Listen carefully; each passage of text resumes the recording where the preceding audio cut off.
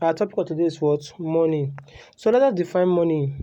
Money may be defined as any commodity which is generally accepted in a given society as a medium of exchange, payment for goods and services, or for settlement of what? Debt. That money is any commodity that is generally accepted in a given society as a medium of exchange, payment for goods and services, or for the settlement of what? Debt. Look at it. When we talk about money, first of all, it must be what? Generally what? Acceptable. Generally what? Acceptable. That is, must be generally accepted by the what? People. And what make it to be generally accepted? It must meet some specific required for it, some specific requirement for it to be generally what? Accepted. As we proceed, we look at some of the characteristics of money for it to be generally what? Accepted. So money is what? Any commodity which is generally what? Accepted. So everybody must what? Accept the item or the commodity that is used as what? Money. So it must be generally accepted in a given society as what? A medium of what? A medium of exchange. That is, you can use it to exchange for any what? Commodity. Also for the payment of goods and what? Services. If you buy a particular good, you can actually what? Use the money what? For what? The payment for what? That good. And it can also be used for the settlement of what? Debt. So when we define money, please put this concept that it must be generally accepted or it is backed by law. So money is anything that is what? Generally accepted as what? A medium of exchange, payment for goods and services, or for the settlement of what? Debt. But before the invention of money, there was what we call trade by what? Barter. There was what we call what? Trade by barter. Before anything like money came into existence, before man started thinking of the concept of money, trade by barter was what was actually what? In what? Existence. And trade by barter is the economic arrangement which there is a direct exchange of goods and what? Services. That is, by trade by barter, what they simply do, there is what? Direct exchange of goods and what? Services. You don't need anything doing trade by barter to act as money. What you simply do when you want to exchange, you actually exchange your commodity with that of what? Another what? Person directly. Like what we have in our screen here. This is tomato and this is a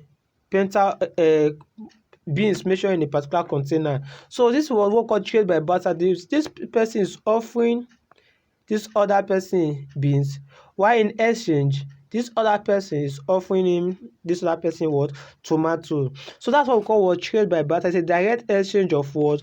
Goods. So that was the system that was in existence before what? Evolution of what? Money. So let us look at some of the problems of trade by barter.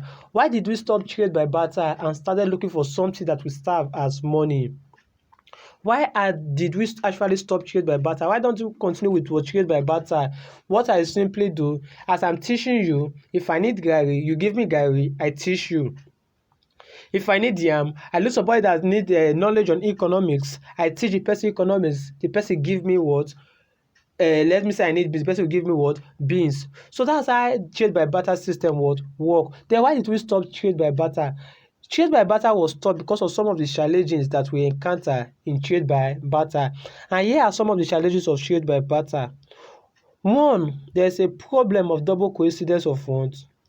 Also, there is time consuming and laborious. This system of trade by barter is time consuming and laborious. And it's also, there's a lack of common measures, indivisibility of certain goods, bulkiness of some goods, difficulty in making deferred payment, discouraged large-scale production. These are some of the challenges or problems encountered during the trade by barter era. So let us look at each of these problems specifically.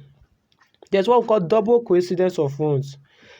When we talk about double coincidence of funds, it involves getting someone who have what you want and also want what you have. Look at it. When we talk about double coincidence, talk about a situation whereby you look for someone that have what you want and you also have what the person wants. Like what we have in our screen here. This is what the person, I have banana and you have pineapple. So this is what I have. I have banana and you have pineapple. I want banana, yes. I want pineapple, which you have. but what you want is what? Strawberry. Let me repeat myself. Let me come in. I have banana and you have pineapple. Me, I want the banana which you have, the pineapple which you have, but you want strawberry. So in this kind of situation, there is no possibility of what? Trade to take place. There's no possibility for exchange to what? Take place, because what I have, you don't want it. So there's no way possibility of what trade could what take place. So this is what we call double coincidence of want. A situation that what you have, somebody want it, and what the person have, you need to what? Have it. What the person want, you need to what? Have it. That's what we call double coincidence of what? Want. So in such a situation where there's no double coincidence of want, trade by barter cannot what? Take place. Another problem with trade by barter is that it consumes time and is laborious. It consumes time and is what? Laborious. It requires much time and energy for a successful transaction to take place in trade by barter. For you to start looking for somebody that will collect your commodity, probably I have a book I want to give out, and I need somebody that will give me pen. So I'll start looking for somebody that wants book, but the person have pen. So I'll start looking, and this will take much time to what? Get somebody that will what? Make transaction what? With me. So it consumes time and it's laborious, in the sense that you have to what? Spend a lot of energy looking for somebody that what? Will what? Want your what? Commodity. Another problem with trade by barter is that there is lack of common measure. There's lack of what? Common measure. There's no common standard of measurement in trade by what? Barter. In trade by barter, one person actually gain while the other person what? Loses. There's no what? Fairness in trade by barter. In short, who wants it more loses more. Look at this example here now. This is what? 4 eggs. And this was one loaf of what? Bread. How can we measure the quantity of the size of bread that will be equal to 4 eggs? How can we measure the size of bread that will be equal to what? 4 eggs. So if you look at this situation now, there is what? No common standard of measurement. Are you going to put them in a way and scale them? Will you go and scale them? If you even scale themselves, let's just say so is 50 kg, this is 50 kg, their values are different. So there's no what? Common what? Measure. So one person gain and one person what? Loss. So this is a problem in what? Trade by what? Barter system of what? In economics. Another problem is indivisibility of certain goods. Indivisibility of what? Certain goods. It is difficult to divide some certain goods. We all know that. Let's have a situation. I have a car. Let's assume I'm a header. I have a cow and I need rice. Let me say rice that I will consume with my family for the next 2 days. How are we going to exchange this cow for this rice? How are we going to exchange this cow for this what? Rice? Am I going to kill my cow and divide it because I want rice? So this is the problem encounter in what? Trade by what? Barter. There are some commodities that are what? Not what? Divisible. Since they cannot be divided, it becomes what? A problem for the person that what? Has that what? Commodity. How is the person going to exchange this commodity for another commodity? It's actually a big what? Problem in the trade by barter system. Another problem in trade by barter is what? Bulkiness of some goods. Bulkiness of what? Some goods. Some of the goods used for barter trade were too bulky. Hence, moving them from one place to another was difficult. As I was saying before, in the previous example, that if I have a cow, the cow on its nature is a big animal. It's a big animal. So if I want to exchange my cow, it's quite difficult for me to be moving with my car from one place to another, looking for somebody that will exchange it for with me. All my farm produce, which are what? Large in quantity. So I will start looking for somebody from one place to what? Another. So bulky goods actually they are usually a very big problem in the world trade by barter system.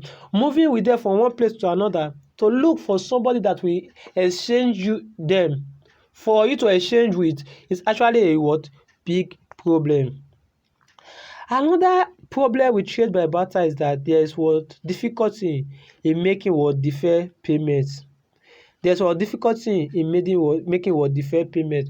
One thing about deferred payment making is like transaction that is made on credit basis. That is, you buy now and you pay later. That's like a credit what transaction.